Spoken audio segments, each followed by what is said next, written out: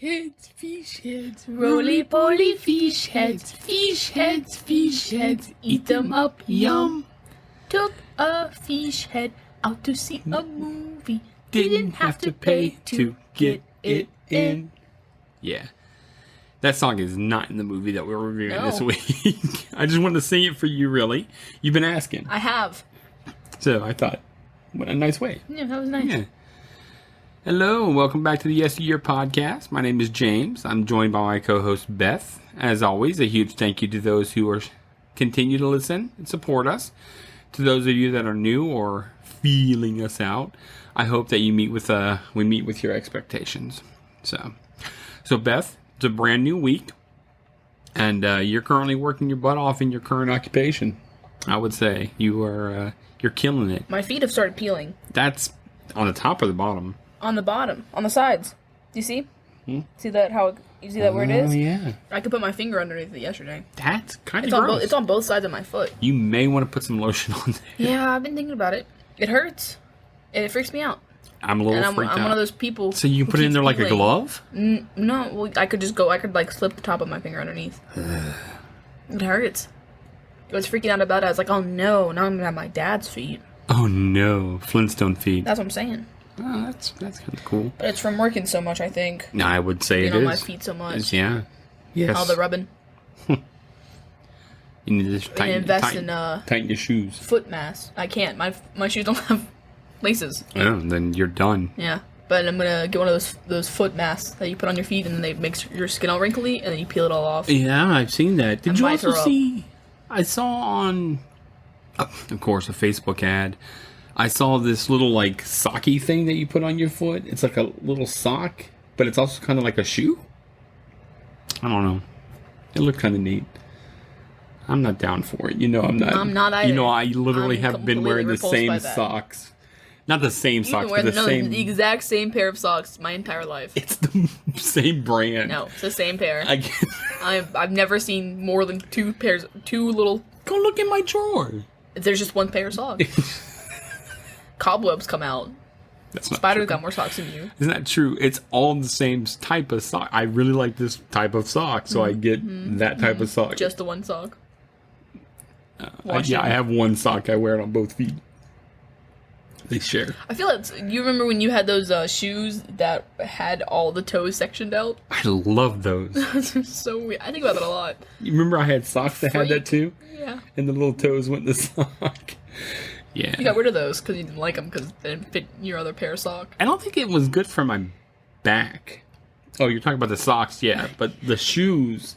I was like, how are socks bad for your spine? Yeah. So what is socks going to do? No support. Literally none. They didn't support me in anything. In life, in my decisions, in my back. They whisper to you from your toes. They say your skin breathes. Why not also hear? Hey. Skin support. So I had a tooth cleaning now 2 Fridays ago. Oh god, I need something like that. I've been eating apples. Yeah. My teeth hurt so bad. My gums still hurt because of it. You know, I had the yuck mouth. You still do. It just comes back immediately. It comes off the train that they sucked it from and back into your mouth. Ew. Boy, I'm unhealthy. And that's gross. Yeah. But I think when she was doing the back with the scaler thing, that she hit my gums. Because I've got like a cut on the side of my tooth and it hurts. It cuts on your tooth? That's crazy. She must have hit real hard to cut your tooth. Well, it's on the side of the tooth. Uh-huh. Still. In the gum. It hurts. It's not your tooth then. It's the gum. Oh, it's the gum. Jackal. But I'm using a new periodontitis. I don't like going to the dentist. But my dentist is really nice. We have the same dentist. No. We do now. You use the same lady? Oh. Yeah. What's her name? Don't say her name. Dentist. I'm not allowed to see. My friends keep asking me friends that I have around the world. Yeah. Moment of silence. I don't know why we need that. I told them a long time ago. I was like, oh, yeah, I do a podcast, and they joke and they're like, you still won't give us the name of your podcast, like every now and then, and I can't give it to them, because you revealed our entire location, multiple times, and also because it's linked to the Facebook and everything, so they can see who I am, really, We're actually on It's a Google. security If issue. you Google Maps, Right, but they don't know like my last name or anything, you know, because that would be weird. really, for your friends to know your last name, Like a group of people. It's like Who are I have these close people? friends who do. yeah. But then there's like just people you talk to, and you're like, oh hey, and you see them occasionally. Hmm. Alright. It's like imagine yourself in a room of 50 people. Yeah. Okay, not a room, a house. So okay, zombie apocalypse, right? Sure. I always think about this. I read a book when I was younger about this. No. Underground base, no whatever. You and like 49 other people, survivors in this base. Yeah. It's gonna be like, oh god, it's gonna be like, get off me, go down, damn cat. It's gonna be like school, right? Yeah.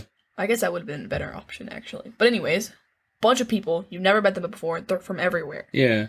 all different kinds of ages or whatever. You're hoping they're around your age, you know. So you go and you're talking to these people.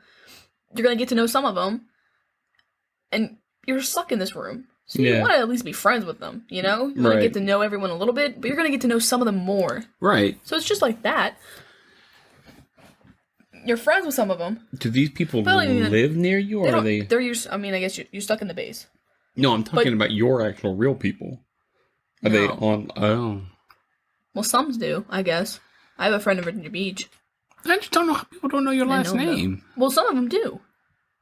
Hmm. But also, I don't want these people who I've only met, like, within the last 1 to 2 years Yeah. know everything about me, know where I live and such. You'd be okay with that? No. Everybody I know is And pretty if I tell person A, yeah. what if they turn around and tell person B who I've never talked to? Oh yeah, I know somebody else who lives there. Mm. It's an issue. Okay. One of my friends, she actually knows the podcast. She doesn't listen because she don't like podcast. She doesn't have time for it. But she has Facebook, and because we talk so much, I popped up on her Facebook recommendations because the app tracking. Yeah. So that scares me, and so she knows like everything about it, and I was like, oh god, no, because my whole joke was like, I have this, and none of you can have it, and then someone has it. Oh, So I said, you can't tell anybody. And then somebody else, I have a pen pal. right. I have 2 pen pals now. In jail. No. I thought about that. Don't do that. You can do those calls now. You see those calls? You can call one. Like FaceTime them. Yeah, don't do No, I that. think about it. No. I'm dangerous. Hmm. No. I can fix them. Yeah, but I have a pen pal in Canada who I write to. I got the fancy stamps Yeah. with them. So, Well, that's cool. Huh. I always try to pen pal. I have literally my nothing to write handwriting's about. horrible. And you know mine. So, you might as well. I write It in really chickens comes down and to wanting them to mail me back. Hmm. Canada takes a long time to mail to. Did you know that? I like sent out a letter like, let's say like early July, yeah. and it didn't get to them until like July 19th. It's not that far. Couple weeks. Yeah, but it's the border. Everything passes through the border and everything. So it's Weird, gotta take dude. a long time. I've never thought about that. Yeah. Weird. A letter to Texas, Yeah. my other one to Texas, was like 3 to 4 days. Yeah. So, Texas. no, that. I do chew a lot of gum. I didn't know if that has to do with my Oh, you're mouth hurting. Yeah, I went back, back to to that. that. Yeah. I want to see. I bought a pack of gum, but I don't go through gum fast enough to be this kind of person. But I got it so that when I like want to eat, I don't really have to eat, right? But when I want to eat, it's because I haven't eaten all day, Yeah. and I eat small. Schmo. You know, Yeah. I just need to drink more water. That's what it comes down to. Me too. My lips are chapped. I chew gum ridiculously. I will take 2 pieces and I would chew them. I chew gum for like the same pieces of gum for like 4 or 5 hours. Mm-hmm. And It's not just that, like only if it's spearmint for me though. I can't do it for I do like the watermelon. watermelon game. Ugh. I know it's weird. It's, I think it's that gamey. Yes, Breaks down. and it starts. Separates. And I'll pop a bubble, and it and it sticks. gets stuck in my hair, and I'm all, oh. Because then people come up and I'm all, Yeah. You're trying to like scrape with your mouth. yeah, yes. Yeah, and it's in my stash. No, and I stuff. can't eat gum like that. Also, I think I'm allergic to it because gum. it makes me. Oh God, get down, you beast! Down, beast! Because I eat it. No, like doesn't matter how long or like how small pieces I eat. But when I first put it in my mouth, I started salivating a lot. But all like it starts to choke me. The flavor. I can't swallow. I can't breathe. It's horrible. And I'm sitting there like coughing. I'm going, and then it's fine. Really? Huh. Maybe you are. Maybe you haven't. But it's weird though. Like, what kind of reaction is that? You know? Would you call it allergic? I don't know. Don't swell up or anything. When you put but I food in your can't- mouth, you're supposed to salivate. So I mean, that's a natural. like, you get a lot. You get like and juice then mouth. Yeah, and then I can't breathe. Nah, that's not good. That's not normal. Just that. Great. Just throw gas on the fire, right? Yeah. What are you going to do? So this week we're going to review a fun one from the 2000s. We'll be discussing the movie Frequency, which is kind of on par with the movie Butterfly Effect, which It is had why me I think thought about you that, might yeah. like this one. We've definitely spent ample time talking about time travel and how it affects the present. This movie kind of focuses on how changing one event in the past has a ripple effect on the future, which then spawns a bunch of other changes to take place as well. Which is still Butterfly Effect. Yeah. So, for you, Beth, can you think of one time or situation that you would want to go back and change something? Yes. Several. Yeah. Mhm. You want to discuss it? No, not that one. Okay. I'll tell it. I mean, there's other ones, like more simpler ones. Oh. I guess. I don't know. It's hard. I mean, like from the point of view of a child, you know, and the versus being a teenager and everything, like decisions change. It always comes back. There's one memory that I have where I had my favorite jacket ever. It was like a jean jacket of sorts, but on the inside it was like a pattern. It was soft. Loved that jacket to death. You know what I'm talking about? Yes. Yeah. I actually do. And I have a memory where I put like something crumb-wise in the pockets. And I could never get the crumbs out. Oh. Like, they were always So there. you put your hands in, there's always crumbs. Yeah. Oh, yeah, that would ruin I think it. about that a lot. I mean, that's a good one. For me, I'd be afraid to change anything, even minuscule. I would change something that I don't want to have changed, causing me to be more upset. Mm.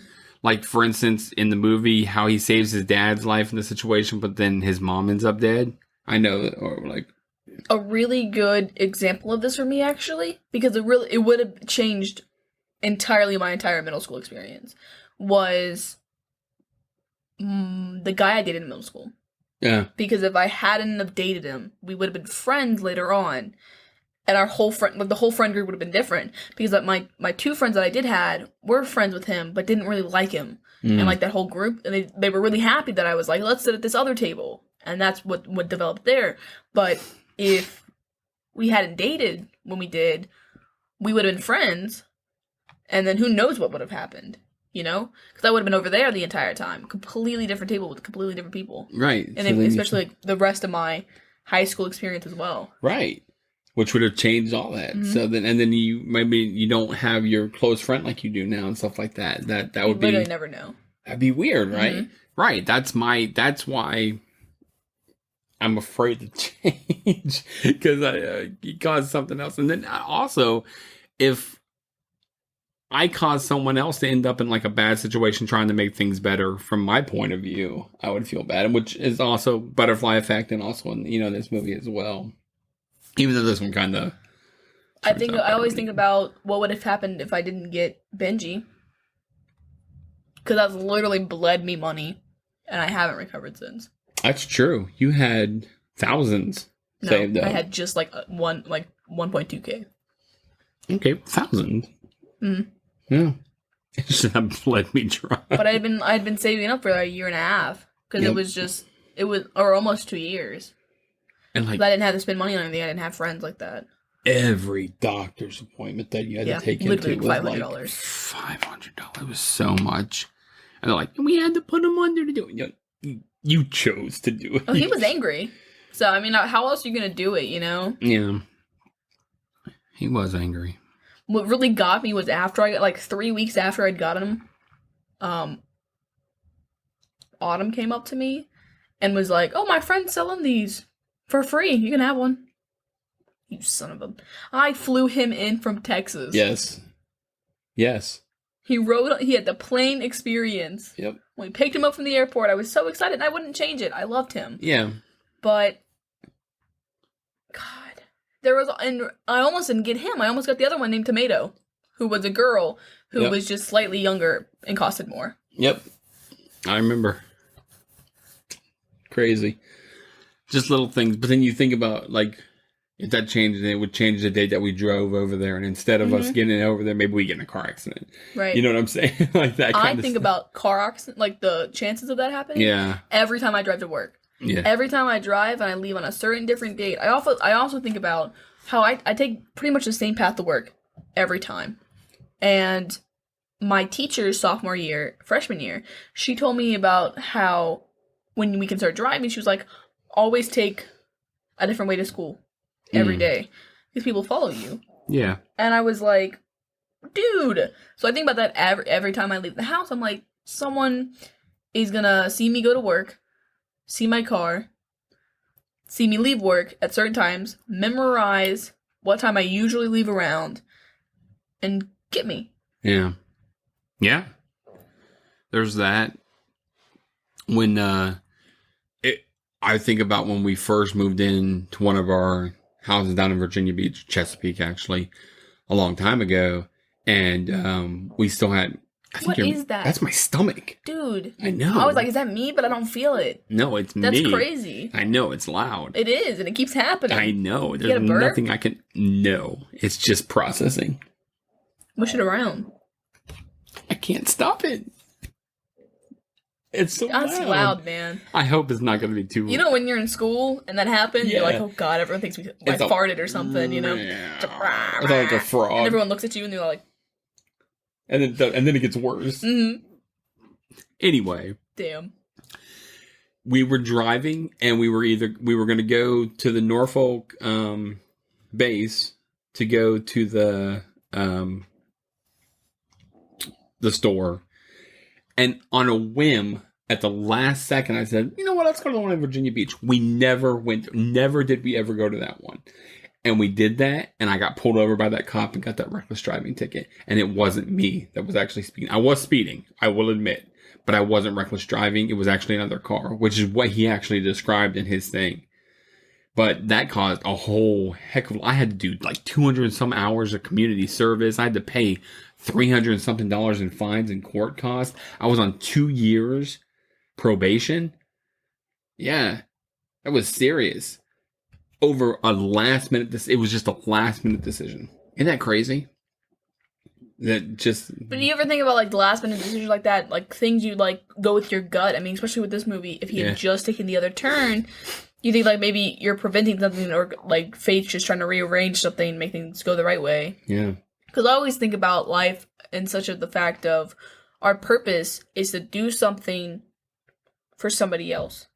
So I could go my entire life, spend my whole life, I die. But maybe sometime when I was, like, 13, I picked up a doll, carried it with me to the store, and Mom saw it and was like, put it down somewhere. Some other kid goes... That's their favorite doll ever. They pick it up. They take it home. Yeah. That doll, boom, I affected that kid's life. Then now, years from now, when they're old, they look at that doll, like, oh, I remember this doll. They give it to their kid. Their kids are like, oh, whatever. Throws it out. Oh. You know, just like weird things like that. So that kid goes and does something else. Yeah. Or that girl, she was, to affect somebody else in a way of being like, this changed my life. I'm now a different person because of it. Yeah. And that's what I think we do. I think that, like, especially authors, that one book, any of the books I read in middle school. Yeah. Just to completely turn around a person's way of thinking and seeing something or giving someone a new fact. Like, every now and then on my, like, I come up on these pages, I see ways of people breaking out of being, like tied down or kidnapping stuff. Yeah. Where they, like, rearrange the loop through and they untie themselves with it, whatever. Or, like, their shoelaces. And I think, how on earth am I going to remember how to do that? No way. There's no way. But for some reason, if I got kidnapped and I was at an exact situation, I'm going to try and remember there's a way to get out of this. Yeah. There's a way that if I can somehow manage to reach down, get my shoelace, put it through whatever, I can undo this. Yeah. I mean, it's stuff like that. But I always think, I mean, there was the Wizard of Waverly Place movie where her parents go on this trip and then somehow they accidentally make it so her parents never met. And then as time's going through, they're like, oh, we're gonna disappear soon. And like first it was like the youngest kid who disappeared, and then it was like going through. Yeah. And they're trying to make their parents fall in love again. Trying to be like, oh, because if they never met and fell in love, they would have never existed. Stuff like that. You know, that's literally the Back to the Future movie. That's what I'm saying. Yeah. I mean, there's so many different concepts with it. It's crazy, but that's what that's what I believe in. I believe. Think about stuff like. Think about if somebody was like having like the worst day, and they're just like, one more thing and I'm done, and then they come into where you work and you happen to be really nice to them, and you just give them a smile and you're really nice, and they're just like, oh. And you prevented them from making a bad choice or something like that. Yeah. Just little things like that. You're just in little interactions with people. That's very interesting. I like that. Yeah, sometimes when people come... There was a girl who came in with her brother or something. They came to get food and they were in-person carry-out, but it's really late. It was real late at night. Like 11, you know? Those people. And I'm like, oh, okay, cool. And I was about to leave. I was literally clocking out to go when they came in. I was like, okay, I'll take your order and then go. Yeah. But she had a really nice side profile. And I'm like one of those people that like I think a thought and I have to say it. Yeah. You know? And she was a bigger girl too. So it was not like, you know, well, she probably doesn't get complimented a lot. Is I what got I'm saying, you. You know, that's how I feel. And I was like, she went to go get a drink and I was trying to find the right place to say it. So I wasn't being like overbearing or weird. But I was like, you know, sorry if this is whatever, but you have a really like nice side profile. And this girl almost started crying. Oh. I was like, oh, man. But, I mean, that probably made her day. Yeah. And something like that. Yeah. It's weird, isn't it? I don't know. And I would, like, sometimes I think about if you just, like extroverted people, how they can just go into situations. I am a little bit of both. I don't know. Like, when I need to say something, I say, you know, again, with the whole thought thing. So... I like when that spider was on my windshield and then jumped and was like making a web over to the Dunkin' Donuts, and the lady opened up her window and I felt the need to say, there's a spider here on this wall that's not really near you, but it could go towards you at any point in time. Yeah. And she gave me extra whipped cream on my drink, which I then dropped later on at my friend's house. When you went to the friend. And now there's a stain there. At your friend's house? It's on the concrete, yeah. Because it stained the concrete. I was so pissed. You have a right to be. That spider ruined my whole day. You should have gone back and got a refund. But the lady was really nice to me. Yeah. That's cool. I love thinking about stuff like that. But sometimes it scares me. Like, getting too deep thought into it. Because it's like, what if I had done, what if this, what if that? And it's like... There's like a couple things I don't like thinking about. Like, I don't like thinking about it too much because then it makes me feel existential or like crisis-y. Like, I'm like, what... Like, who am I? Type deal. Gotcha. I get really bad dissociative with it. Because I just space out. Like, sometimes I feel like I'm not me. Like, when people take pictures of me, I don't feel like that's me. Oh. Like, I'll see myself in, like a mirror or my phone. And I'm like, okay, this, yeah, that's me. But then people take pictures of me, and I'm like, who is that? Weird. And, like, or sometimes I'll just be, like, somewhere, and or like when you're at work and you zone out, you're not even doing anything. Who does that? Your mind's just somewhere else and your body still moves. What is that? I don't know. I do that when I drive sometimes. That's what I'm saying. when I had to work at like 12 or something, I had just woken up and was driving to work, dude, I could not. I was like, how long can I keep my eyes closed before I crash? That's not safe. No. And, but yeah, I don't like thinking about death. Like, what happens after you die, or like, what is dying? Yeah. Because it's crazy. And also, like, escaping death, like, people who get shot and, like, have that pain, and then having to live after, and you're like, dude, you're on the brink, you know? You're, like, you could either, a clot could throw your heart, you know? Yeah. It's crazy. And I don't like thinking about it, because it stresses me out. That's fair. Because it makes me feel really, like, is everyone else robots, you know? Does the world load around me as I go places, you know? I get that. It's just weird. Yeah. It freaks me out thinking that people, like, something like when we're driving, like, when I like being a passenger, I don't like driving. But being a passenger, I like, because you miss so much. But, like, looking at people in their cars and wondering, like, who they are. There's so many people. And you're like, I wonder where you're going, like, what you're doing, who you are. Yeah. What are you thinking right now? And this person's just in their car, you know? Programmed to just be going somewhere. Do you ever hard face people? Like wait as for a them passenger, and I be do. Yeah. Sometimes I just turn and I go. I just stare, wide eye, straight face, and they keep looking back at you like, yeah, he's looking at me. What? Yes. Yeah. Yes. I do that too. I love that. All right. So Frequency was released April 28th, 2000. It's billed as a mystery crime drama and mainly stars Dennis Quaid and Jim Caviezel.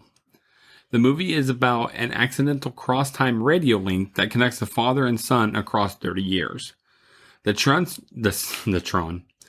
son tries to save his father's life, but then must fix the consequences that happen from that. The film has an all-star cast, with those already mentioned, as well as Sean Doyle, Elizabeth Mitchell, Andre Braugher, Noah Emmerich, and a young Michael Cera. You know who Michael Cera is? Yeah. Yes.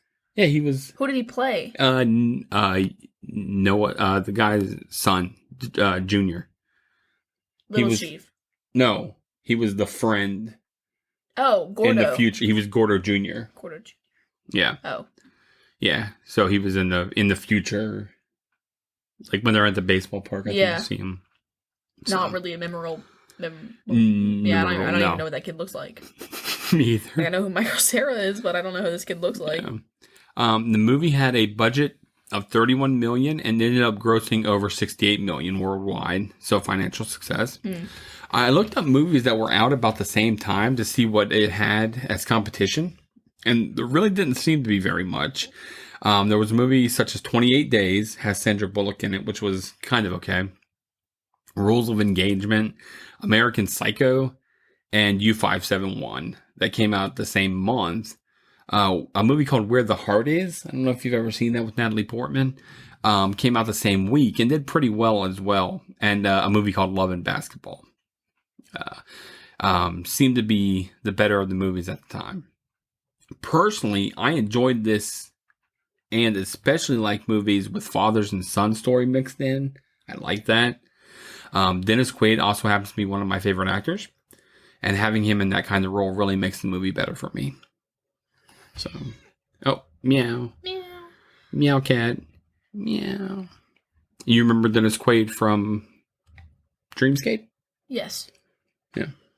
This movie was interesting to watch after watching like movies like Dreamscape or Butterfly Effect and Donnie Darko. Yeah. Because especially with the Donnie Darko, with having the idea of, well, maybe the universe aligned it so that he could help his dad in order to fix or right a wrong. Mm-hmm. You know, especially like with those girls having been murdered. Don't jump on me. No, you.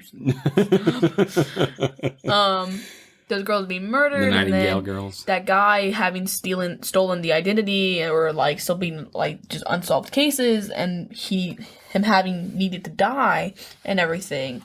You know, it just really makes you think like, oh, is this like the same kind of thing where it's just right and wrong in the timeline? Because it should have more consequence especially with him having been able to remember everything, made me think of the butterfly effect, Right. where he still remembered all the timelines, Right. even though things changed around him. Yeah. So I'm glad we watched in the order we did. This was very interesting to have watched. I've read a book with the similar concept, but it was a love story instead, where it was a phone. He had moved in to this house, and there's a telephone, and it was like old wallpaper that was like peeling and everything, and the telephone was the link between the two times. Okay. And it started like things from the town that were still the same, people who were just older and everything, and then like he got to know the neighbors, and the neighbors had like a grandparent that was like being weird and everything, and it was just like pretty much at the end he got to go see her, and she was dying. Oh, rough. And she was like, because she was all old. Right. And she was like, blah, blah, blah. But it was really sad.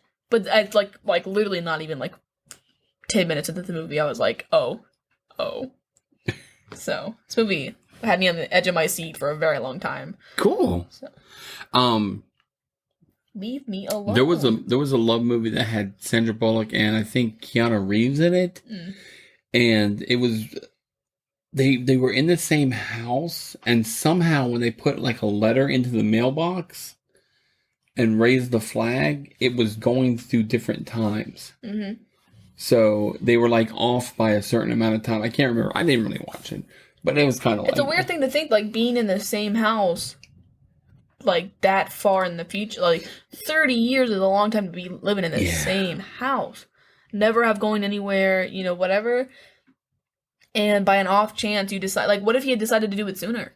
If he got out the machine and everything was like, oh, I wonder if this works. Could he have met his dad, like, years in the future? Or in the past, I mean? But, like, it's just crazy. Yeah. Yeah. So, in October 1969, we find that the Sullivans are basically living the American dream. I really liked the scene between Frank and Julia dancing in the kitchen. I loved their relationship. Having, like, nothing to know about this movie, literally nothing to know about it, I thought that she was gonna, like, bend over, like, when he pulled her back and was like, with the two kids, whatever, I thought that the house was gonna explode with them inside of it. Oh, shoot. Because they were cooking and everything. I thought something was gonna happen, and it was gonna be a really dramatic intro. Yeah, that would be. That's not what happened. No. FDNY firefighter Frank Sullivan dies in a warehouse fire, leaving behind his wife Julia, a nurse, and 6-year-old son John. Flash forward 30 years, in 1999, John, now an NYPD detective, is still living in his childhood home, while his mother has moved to an apartment. After his girlfriend Samantha dumps him for being emotionally shut off, relatable, his neighbor and childhood buddy Gordo comes over for supper, and they find a Heathkit single-sided ham radio that once belonged to Frank, but fails to get it working.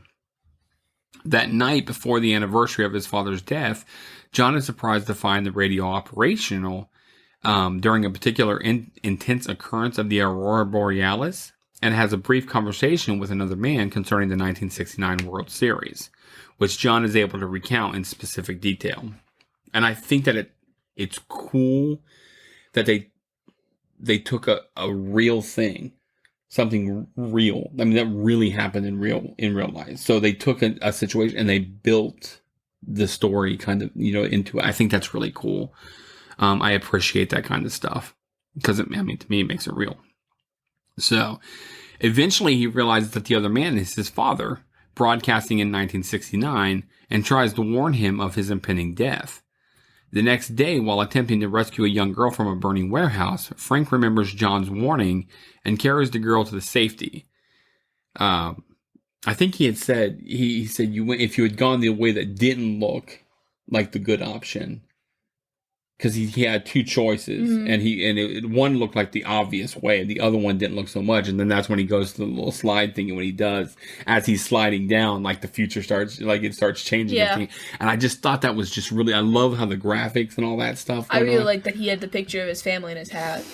Yes. A lot of people actually do that. Yeah, I think that's cool.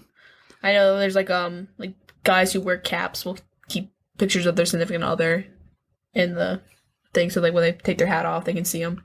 Put your hat on, you can see them. You know, and that's really cute. Yeah. In 1999, everyone has an altered set of memories brought about by Frank's survival, but only John simultaneously remembers his father dying in the fire. That evening, Frank and John reconnect and learn a great deal about each other's lives. I thought it was nice too, because he didn't know his dad, you know, because he No. was too young, and they got to sit there and talk. He told about his mom, meeting his mom and everything. I think that was really nice. Yeah, I'm glad it was included. I agree. Subsequently, John begins to notice major changes in the present. His mother, Julia, no longer lives at her current address. Samantha does not recognize him, and he learns that although Frank survived the fire, he died in 1989 from lung cancer due to his persistent smoking. His boss, Sergeant Satch de Leon, an old friend of Frank's, assigns him to investigate the Nightingale, a serial killer who murdered 3 nurses in the 1960s and was never caught. However, John discovers that the Nightingale is now connected to 10 murders, including that of his mother 2 weeks after the warehouse fire. Feeling guilty that their actions somehow led to the Nightingale committing more murders, John persuades his father to help him prevent these crimes from occurring. Frank manages to save the first victim, but when he tries to rescue the second, the Nightingale subdues him, steals his driver's license, and plants it on the victim to frame Frank for the murder, which was messed up. Dude, that was that bathroom scene. Yeah. I'm glad, dude, and if those guys hadn't walked in when they did, he was gonna kill him. Yes. So, I Yeah, think that's crazy as well. Because, you know, he's sitting there and he's doing something that's not in his nature, but he knows what he's got to do, and then it just did not go well at all. And then he takes his license, and I'm like, oh man, this is bad news. And it's weird to think, like, at the time difference, that being like a thing that you really could just go steal someone's identity. Yes. And, or like commit a murder and hide it to the point when someone's not gonna find you. I mean, and now years in the future, like especially the scene later on when he goes and confronts him in the bar, Yeah. and he's all like, it's crazy that these have dental, and you're like, dental records. Yeah. So. So when Frank shares his experience with his son, John realizes Frank's wallet has the Nightingale's fingerprints on it. John asks his father to hide the wallet somewhere in the house where John can find it 30 years later. Using the and I like that scene too. He put it in there underneath the bench, and then there it was. Yes, because that's really in a sense, you have to think his like, okay, not only are you literally putting all your card information and everything away, but like you have to mentally decide, I'm never touching this wallet again. Right. Otherwise, it's not going to work. Right. But like, could he have then been like, okay, I got the wallet, and then he goes and take it? I don't know. Take it back I don't afterwards? think so. You know, I don't think so. Yeah. Because the wallet would have just disappeared. Yep. Would it have mattered after they got the prints? Would they have gotten the prints if they took He the wouldn't wallet have back? gotten it because he would have He really had to have just left his it. entire wallet, Yep. everything, right there and then. Yep. Using the preserved fingerprints from the wallet, John identifies the Nightingale as Jack Shepard, a former detective. In the original timeline, Shepard died from the medical error that same night Frank died because Julia, the nurse on duty, had left early after learning of Frank's death and was not there to prevent the error that would have killed Shepard. Which I thought, very cool way to tie everybody in together. I really like that. Final Destiny aspect. John also learns that Shepard raped and murdered his own mother, whom John had originally met alive while investigating the dug-up body of one of his victims. Sick. Yeah. Meanwhile, in 1969, then detective, Satch de Leon, tries to arrest Frank on suspicion of murder. He resists, and the radio is knocked over and damaged. At the station, Frank attempts to prove his innocence to Satch by being able to accurately predict various aspects of the 1969 World Series, including the famous Game 5 shoe polish incident. While awaiting questioning, Frank activates the precinct's fire sparkler system, escapes, and breaks into Shepard's apartment, where he finds jewelry taken from the victims. Shepard catches Frank in the act and pursues him, ending with a fight underwater where Frank appears to have killed Shepard. Satch, having realized that Frank was telling the truth, arrives at Shepard's apartment in time to witness the aftermath of the struggle and find the victim's jewelry exonerating Frank. which I thought was pretty cool. And you're like, oh, okay, he's dead, blah, blah, blah. Yeah. Not so much. Actually, I was scared that he was going to get the gun that was still in the water and then shoot him while he was getting out. So this whole time I was like, oh, God. Oh, no, don't kill him. Frank fixes the radio, but while talking both, he and John are attacked by the 1969 and 1999 version of Shepard. Which I'm like, this, because it was cool. He was yelling over and you could hear the echo and stuff like that through the radio. I was like, that's so cool. Using a shotgun, Frank blows off Shepard's right hand in 1969, and Shepard flees. In 1999, as the change in the past affects the present, Shepard's hand disappears just as he is about to kill John. It was all shriveled up. Yeah, it got all sick. It was just when he's like, furnishings in the house change as the timeline rapidly updates itself in 1999. An elderly Frank, having quit smoking to avoid his cancer-related death in 1989, appears and kills Shepard with the same shotgun and embraces his son, which I thought that was really cool too. When he, it was very passing, but he had the cigarettes and he in the past, and he crumpled up and threw them away. Yeah, which I was glad that he did. That little bit of a change made it so that you could be there. I thought that was so cool. Yeah. So. I mean, it's weird. Like, now as the dad, do you sit there and you decide to, like, tell young kid? Like, tell him when he's younger? So that the same, like, what happened? Like, is he able, or does time just catch up with itself? You know, because he still has to go through his whole life. Yeah. You know? So, young him is now looking at his son, being like, do I tell you everything that just happened? Right. Or do I just wait for you to get old? Like, who does he become? You know, because that's not the same kid. Right. It's weird. Yeah. And that's why it's all like, oh, well, yeah, you have all the memories still, but how does time make it so you connect with those other versions of you, you know? Right. Right, because now you've had all those years with your dad where you didn't have it before, so you're going to have all these memories with your dad. And he would have had to remember at that night to be there with the shotgun and you kill him. Because that's still his house, you know? It's whack. It's whack, but it's cool. I like it. I like it a lot. And also thinking, like, is that guy going to return? Right. So, I mean, really on the dad, like, if cancer didn't kill him, I'm surprised that stress didn't. Because you have to go to sleep every night wondering if the same thing's going to happen. Did he ever try to contact future Johnny?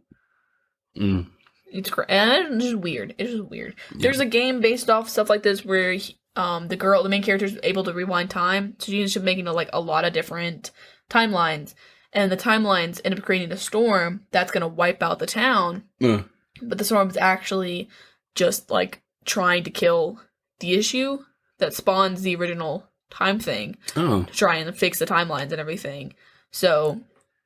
It's because you can't mess with it. It's hard because that timeline of you.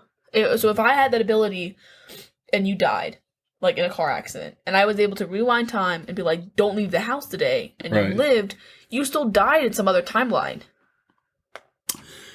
Yes. So. Have you ever seen? We should finish. Have you ever read or seen the movie The Time Machine? No. Okay.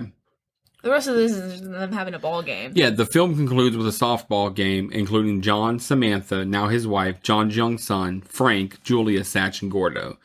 In 1969, as a child, Gordo had talked previously over the radio to John in 1999, and John told him to pay attention to Yahoo, which I like that. Because that was a callback to where he was like, I knew I should have invested in Yahoo. Yep. So. Yep, at the baseball game, the license plate of Gordo's expensive car is seen to bear the word Yahoo, and that's how the movie ends. Yep. What I wanted to bring up about the Time Machine is he's proposing. I think he's proposing to his girl. Whoa, is that thunder? Or is the air? Whatever. I think that was thunder. I don't know, man. I can check the weather. That was creepy. Anyway, he's about, and just as he does, they get robbed, and she fights for the ring and dies. Yep. Said it's raining right now. Oh, cool. Okay. She dies. He ends up building the time machine. He goes back time and time again to try and change it. But every time she dies in some way. She'll get trampled by horses. She gets shot. Something falls on her. Like, she just keeps, no matter how he goes back and tries to change the situation, she dies. He ends up going like 350 million years into the future.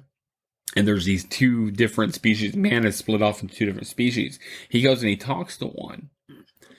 And when he does, he's psychic and he's able to show him that if she lives, he has a family with her, and he puts all of his notes and stuff away for the time machine so it never gets built.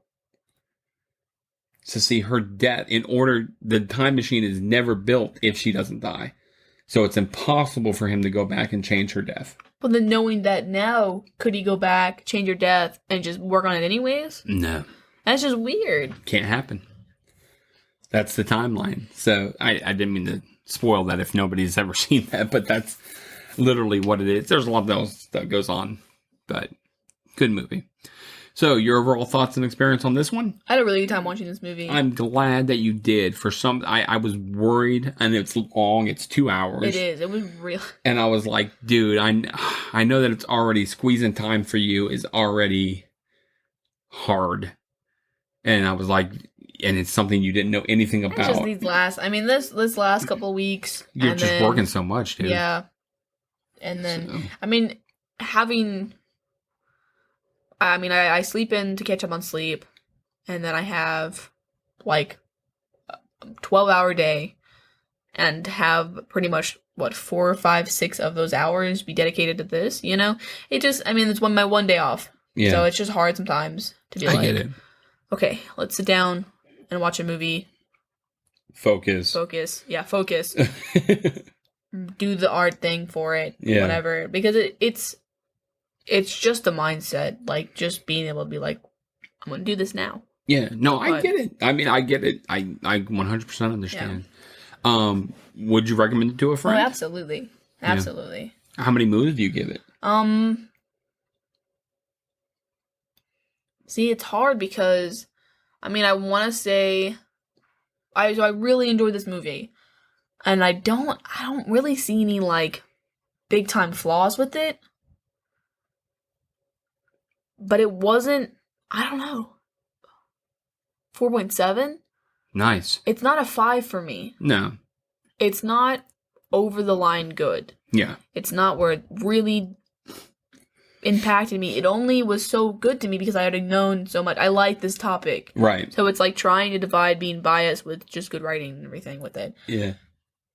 Because I like the acting. I like the characters. It really makes you feel like it's a family. You know? 4.7. Yeah. It's there. It's just not all the way there. I give it a 4.5. It's a movie. It's a movie that I always kind of look at it as is something that if it's on TV, I can sit down and watch it no matter where it is. Yes. It doesn't matter where it's at in this story. Do I like the story? Yes. Do I like the topic? Absolutely. Do I like the actors? Fantastic actors. I like that the story, for the most part, gels together.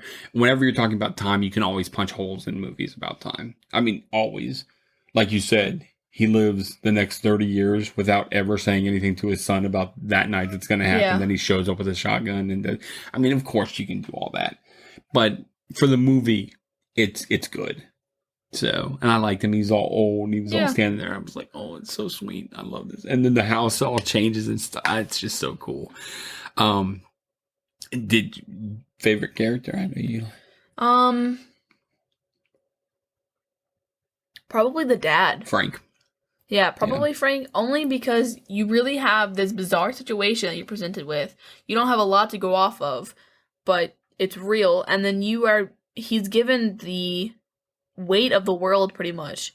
Because, the weight of he has to, otherwise he's going to kill his wife. He's got these women he have to save.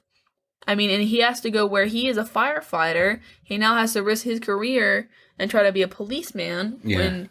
Because no one else is going to believe him, Yep. And to sit there and then trying to convince his friend as well, all that. He does a great job. And then going into the bar and talking to the guy and all that. Talking to the guy, going to his house, trying to get the evidence. Yeah, and knowing that the outcome and stuff, I think so too. You're trusting this guy over a radio who says he's your son from the future. I mean, and also, what if his dad had been just a crabapple? Yeah. What if he had just been the worst? Yeah, Frank is my favorite character too. Also, because it's Dennis Quaid. So, do you have a least favorite character? I really, other than the obvious bad guy, right? I don't, really don't, because there's nobody that didn't play their part well. Yeah. So, yeah. Favorite scene is mine is when he makes that when he's stuck in the jail cell, and he makes that contraption to shock the dude. He's just burp. Yes. So that was probably mine. Yeah, I liked the ending when the arm goes all, and then he's there to kill him, and he's there, and it's just his face and everything like that. That's my favorite part. So cool, very cool. You want some cool trivia? Yeah. Awesome. In the warehouse fire scene, all the firefighters except for Dennis Quaid, Peter McNeil, and Jordan Bridges are real. They're real firefighters. So that's pretty cool. They actually had real firefighters be in the scene with them. Dennis Quaid received 16 stitches just above his hairline after being injured in the stunt where he slides down the construction funnels during the warehouse fire. Oh, dang. He had to remove his helmet as a story element. If not for that, he would have not been injured. So, yeah. On April 25th, 2000, the New York Mets and Cincinnati Reds played a game wearing their 1969 uniforms to promote the film. It's pretty cool. All of the World Series facts were true in the film. The Mets' Cleon Jones really did get hit on the shoe with a pitched ball. At first, the umpire didn't award him first base, but when Mets manager Gil Hodges showed him the shoe polish on the ball, the umpire changed his call and awarded him first base. It became known as the shoe polish incident. So that's what happened, which was pretty cool. There was a TV series that was based on the movie that came out in 2016. However, there are key differences in the show. Frank Sullivan is a police detective instead of a firefighter. In the TV show, he has a daughter named Raimi instead of a son. And also, Frank ends up separated from his wife, who ends up murdered instead of still being happily married. That sounds awful. It didn't last long. Yeah. So, right. I'm always torn when they try and make a show from a good movie. Like, for instance, Turner and Hooch, which is a Tom Hanks movie about this, like, he's a detective and this junkyard dog named Hooch. It looks like Pudge, but like on steroids. He ends up taking account of it because it was a witness to the murder. And he can identify, like, he's thinking that he can identify who the person was or whatever that murdered him. And it's just really funny. There's really good scenes. It's a cute little movie. I don't know if I want to spoil the end. Hooch dies at the end. He gets shot and dies. Now they're making a TV show called Turner and Hooch. Can't really do it. It's a ghost. No. Make him a ghost. Who's dead? He dead. He's a ghost now. He dead. Casper. So, anyway, I don't care for when they I can't really think of anything where it was like, here is a good... I mean, Rapunzel, that little Disney movie that they did of it, they made a TV show based off of it. People really liked that one. But it was a cartoon show, so it wasn't really like live action. Cartoons, I feel like be better. Cartoon adaptations of the comics. But that's not really the same thing, I guess, where you took a good movie, or took a movie and then continued off of it. I don't know, man. This felt like a TV series to me. I felt like I went through like 12 episodes of the damn movie. Oh, shoot. It was really good. Yeah, it was really good. I'm glad that you watched it. Yeah. Thank you for watching it. Thank you for enjoying it. I know that it's a stretch sometimes for you to get on these things, and I appreciate that you did. So, anything else? No, I'm done. All right. We're going to wrap this one up tonight. I'd like to thank everyone for stopping by and listening to our 60th episode. We definitely appreciate it more than you could imagine. And of course, best way to say you love us, give us a 5-star rating on iTunes.